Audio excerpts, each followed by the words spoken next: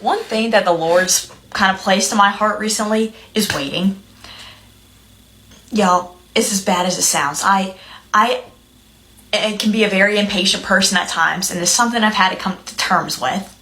Is because I've been praying a prayer the past year, every morning, almost every night.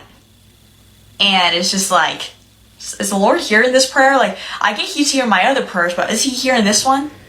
But whenever we acknowledge, and this is something I've had to learn too, that God knows what's best for us, and we always don't know what's best for ourselves, that God's timing is perfect, we just need to wait. It is a hard thing to do. Psalm 37:7, be still in the presence of the Lord and wait patiently for Him to act. Be still in this context means to quietly go or to silently go in the presence of the Lord. And wait patiently in Hebrew actually means to whirl or dance. So let me go to reread that to you. Quietly go into the presence of the Lord and dance for Him to act.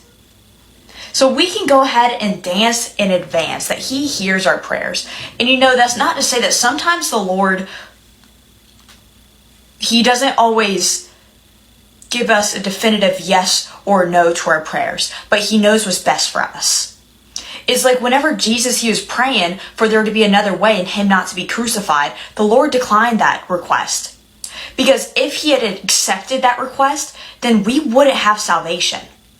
It's all with the end goal of Him being glorified in the end.